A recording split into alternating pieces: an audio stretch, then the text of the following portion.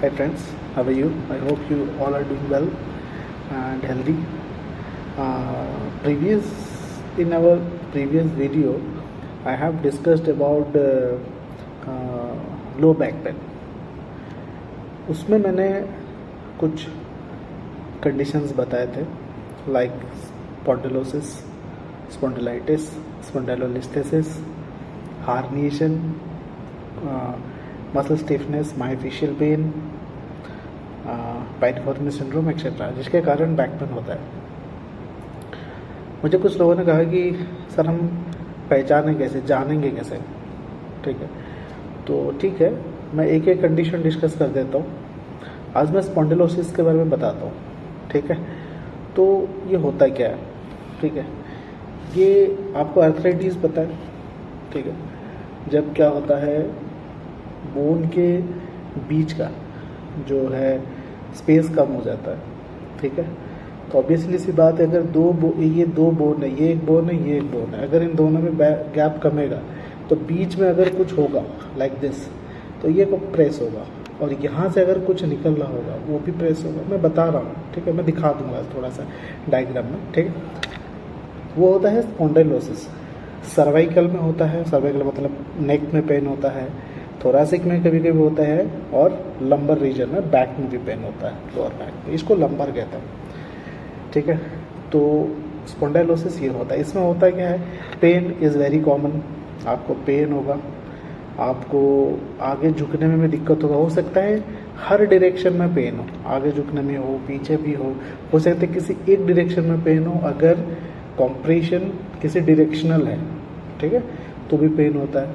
कई बार होता है कि आपका पेन बैक से शुरू होके हिप तक जा रहा हो या और नीचे जा रहा हो, it could go up to the foot also, वो होता है स्पॉन्डिलोसिस।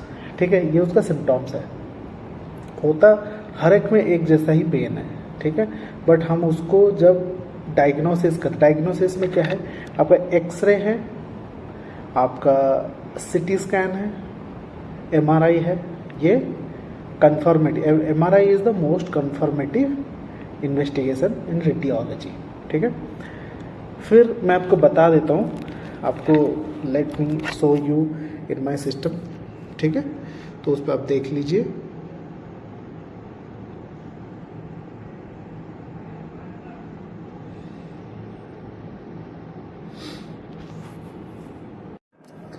यहाँ पर आप देख सकते हैं, जैसे कि ये जो है, ये एक नॉर्मल स्पाइन है, पूरा हेल्दी है, ये वर्टिब्रास है, ठीक है, और ये इंटरवर्टिब्रल डिस्क है जो कि कम्प्लीटली हेल्दी है।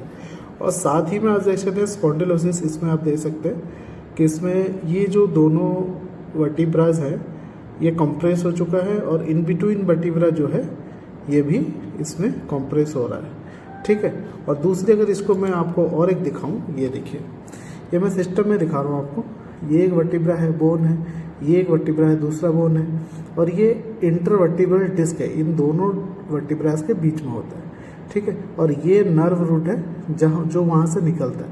ठीक है, अब देखिए इन दोनों में जब कंप्रेशन हो रहा है तो यहाँ से भी रूट को इरिटेट कर रहा है, क्योंकि ये जो न्यूरल फोरामेना है जहाँ से नर्व्स निकलता है, इसका एक जो सर्कल है, जो होल है, वो एक पर्टिकुलर होता है। ठीक है, जहाँ से ये निकलता है, अगर ये इसको कंप्रेस करेगा तो ये बोन इस नर्व में लग के यहाँ पे इरिटेशन करता है। ठीक है, तो इस वजह से यहाँ से पेन ओरिजिन होके आपके पैर तक जाता है। रीजन ये है। अगर मैं आपको इसको एक्सरे में दिखाऊं, आप यहाँ पे एक्सरे में देख सकते हैं, ये देखिए यहाँ पे किस तरह से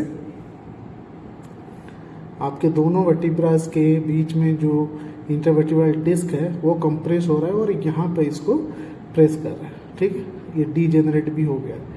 इस तरह से आप देख सकते हैं यहाँ पे किस तरह से स्पॉन्डिलोसिस आपके डायग्नोस होता है और आपको इफेक्ट करता है। ठीक है,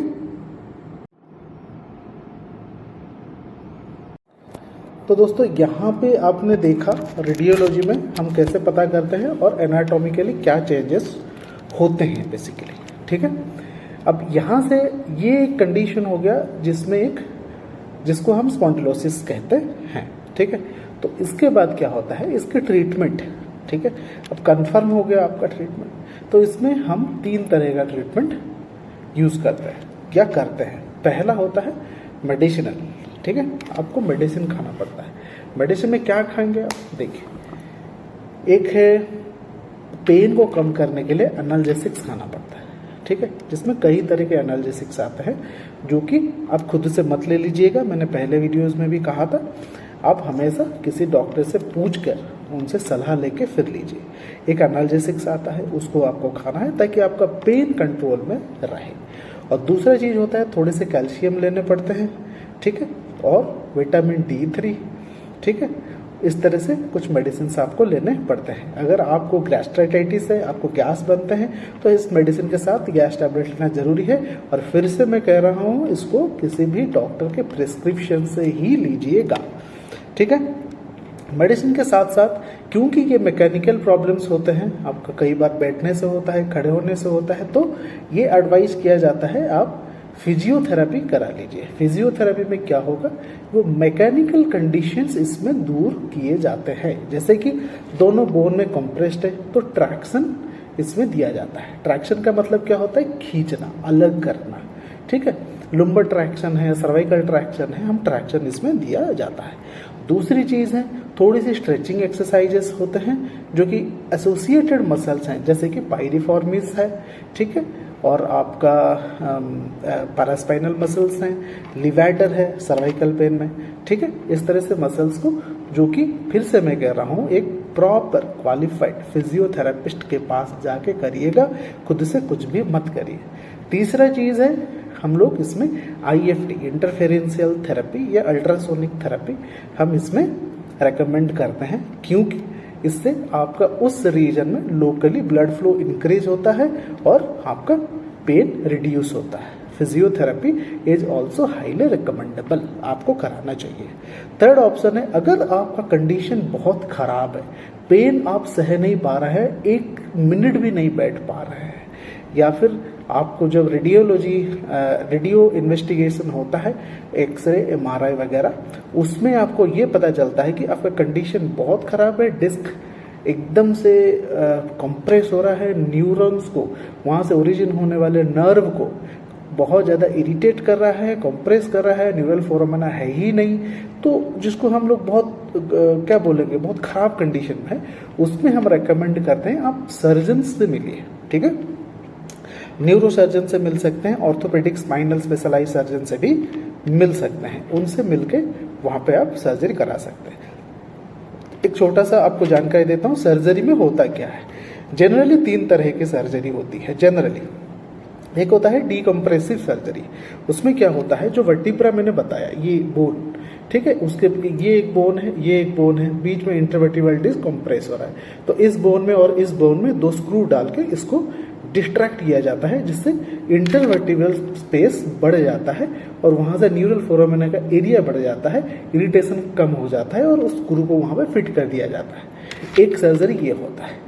दूसरा सर्जरी होता है न्यूरल फोरामेना ग्रूव को बढ़ाना बाय द पेडिकल को, जो पेडिकल एक होता है, एक रीजन होता है वर्टिब्रास में, वहां से उसको हटा के उसको वहां पे सर्जरी की जाती है, ठीक है।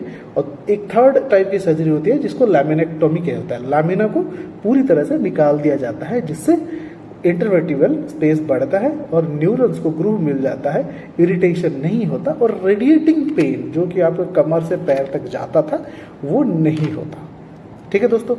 और कई बार लोग सर्जरी से डरते हैं। देखिए, कंजर्वेटिव मैनेजमेंट के लिए हर बार एडवाइस किया जाता है कि आप कंजर्वेटिवली मैनेज करिए मेडिसिन, फिजियोथेरेपी आदि से, पर सर्जरी बुरी नहीं होती, ठीक है। फिर से कह रहा हूँ, कई बार क्या होता है, लोग कहते हैं सर्जरी कराने से मैं चल नहीं पाऊंगा, ऐसा नहीं है, ठीक है। अगर सर्जरी आपको बहुत ज़्यादा रिकमेंडेड है, बहुत ज़्यादा ज़रूरी है, आपको करा लेना चाहिए, ठीक है। और सर्जरी के बाद अगर छोटी मोटी कोई दिक्कत होती है, लाइक मसल्स में वीकनेस होना, कमर में थोड़ा पेन होना, वो नेचुरल है। उसके बाद आप पोस्ट सर्जरी फिजियोथेरेपी करा लीजिए, रिहाब करा लीजिए, वो पेन, वो प्रॉब्लम्स नहीं रहेगी, ठीक है। सर्जरी से मत डरिए।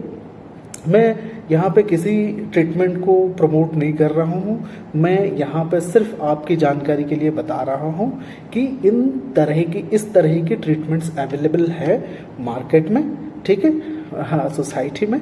आप इसको अवेल कराइए जो आपको अच्छा लगे। देखिए, मेडिसिन में मैंने यहाँ पे सिर्फ एलोपैथी बताया, कई तरह की मेडिसिन होते हैं, हर एक की अपनी अपनी चॉइस है, ठीक है। बट मैं ये रेकमेंड करूँगा, आप जो भी ट्रीटमेंट आप करा रहे हैं, चाहे एलोपैथी कराए, फिजियोथेरेपी कराए, सर्जरी कराए, होम्योपैथी कराए, आयुर्वेदा कराए, जो भी पॉसिबल ट्रीटमेंट्स हैं हमारे सोसाइटी में, मार्केट में, आप जो कराना चाहे कराइए, पर आप किसी भी प्रोफेशनल के पास जाके कराइए, खुद से मत कराइए। ये मेरा हमेशा से ही स्ट्रेस रहता है इस बात पे कि never do anything by yourself until you are a health professional और ए डॉक्टर, ठीक है। तो उम्मीद करता हूँ आपको ये छोटी सी जानकारी काम आएगी, हाँ। और इसी तरह से मैं इंफॉर्मेटिव वीडियोस लाता रहता हूँ और लाऊंगा भी आप लोगों के लिए। अगर अच्छा लगता है आप सब्सक्राइब कर सकते हैं, जिससे आपको इन्फॉर्मेशन मिलेगी। और अगर वीडियो आपको लगे कि इंफॉर्मेटिव है, कुछ आपको जानने को मिला, तो आप लाइक कर सकते हैं। So thank you and take care. I will be back with another health problem. Thank you very much.